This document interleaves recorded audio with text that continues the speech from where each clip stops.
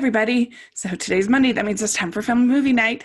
And now we are starting the month of March and kind of had a challenging weekend. And so I wasn't even sure if I was going to do family movie night, but I was looking for something kind of funny to watch. And I thought about, I had recently put a challenge to our patrons to get some ideas for them for family movie night. And one of our patrons is actually film critic Alonso Giraldi. And that amazes me because he's incredible and a really great film critic and somebody I admire very much. And he's also a big supporter of Christmas movies. And he's been on our show over at Hallmarkies podcast several times. And just somebody I really appreciate. And so cool to have him as a patron. So his suggestion for family movie night is to talk about the 1972 comedy What's Up, Doc? And it's a film that I had seen before, but had been a while, probably over a decade since I had watched it. And so it was really fun to get a chance to revisit it. And I really love this movie. This movie is so funny. I think I had it in my top 100 movies of all time. It's certainly in my top 25 comedies of all time for sure. And I think it does so many things that so many similar comedies get completely wrong and fall flat. And so we're going to talk about it a little bit. So What's Up, Doc? Is a madcap comedy that is about a group of 4 different parties that all arrive at a hotel in San Francisco, and they have the same plaid suitcase, luggage, and the luggage keeps getting mixed around, and there's madcap results from it. The main character is a woman named Judy, who is played by Barbara Streisand, and she is just a mess of a person. Everywhere she goes, chaos results. And I think one of the cool things about the script is they don't waste any time with any kind of backstory about Judy. We don't really know a ton about her. We know that she's been kicked out of different colleges, that she knows a lot about a lot of different things, but all we really concrete know is that she's there at the hotel with a plaid bag with a bunch of her clothes and a dictionary inside.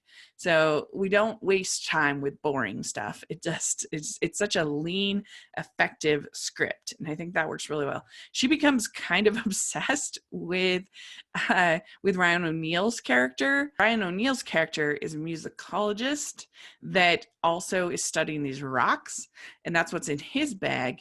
And he thinks that these rocks have like a certain tone to them, that he's trying to prove something about the cavemen and the music and the rocks. And it's, again, we don't waste time on boring stuff. It's just, we just know he has these rocks, and he's kind of nerdy and squeamish, and it's very similar. I think their dynamic, Barbara Streisand and Ryan O'Neal's dynamic, is very similar to Cary Grant and Katharine Hepburn in Bringing Up Baby. They're both cases of kind of nerdy guys that find this sort of obsessive woman who's making chaos for them, making their life difficult, and but they have that chemistry and everything like that. Well, Ryan O'Neal's character is engaged to this woman named Eunice, and Eunice is played by Madeline Kahn, and Madeline Kahn is so hilarious. She's so funny in everything that she does. I mean, I love her in Young Frankenstein. So funny. And she basically gets completely kind of submarined by the Barbara Streisand character, and everything goes completely wrong for her, and she's just very funny.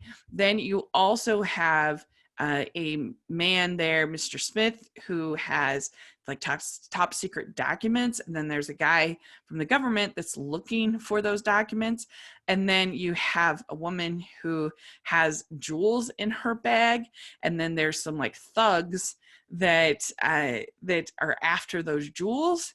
And so you have all of these people going back and forth, different rooms. The bags get confused. They end up at a certain point, like on the streets of San Francisco, having these madcap chases. And I think a really good example of how good the timing is. That is the scene where there is this piece of glass that is being taken across the street. And so you think that, okay, they're going to crash into the glass, and then they don't. And then there's another car and they don't. And then another one, probably 4 or 5 different cars that come that could have sort of the more lazy joke of just the crashing into the glass. But instead it goes and you get more and more anxiety as you see this piece of glass, and it gets all the way across the street. You've relaxed, you think like, okay, they're not going to make it crash. And the guy on the ladder ends up swinging down and crashing into the glass once it crosses the street. So none of the cars at all. And that's why I think it's that kind of like perfect timing that like builds your anxiety, and the performers are all up for it. That makes you just laugh and laugh and laugh. I don't think a single joke really fails in this movie. And they keep them coming.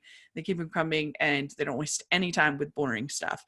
And so I just think this is such a funny movie. It's a very simple concept. It's just basically these misplaced bags, and what bag do you have, and basically Barbara Streisand's character going crazy and being manic and nuts. And I just feel like it's the kind of movie that, like something like the murder mystery movie that Adam Sandler did, where it was just kind of bland, and there was no chemistry, and the jokes were all just not funny. It wasn't his worst by any means, but just compared to this, there's just no comparison at all in the comic timing and the chemistry and everything about it is so much better here. So I think that you'll really like it, and I think even kids will enjoy it, and you'll have a nice family movie night with What's Up Doc. So let me know what you think of What's Up Doc. Is it a favorite of yours? And what's some other madcap comedies that you enjoy? I definitely love It's Mad, Mad, Mad World. And I think that's probably the 2 best of this kind of genre. So let me know what you think, and please subscribe to the channel and consider becoming a patron of the channel. Then you can have your selection done for family movie night, and we so much appreciate that. All the information will be in the description section, and then we also have our merch store, which has all kinds of cool shirts, including smile and frown worthy shirts. So thanks again so much to Alonzo for the suggestion, and we'll be doing some more patron picks coming up, and I'll talk to y'all later. Bye everyone.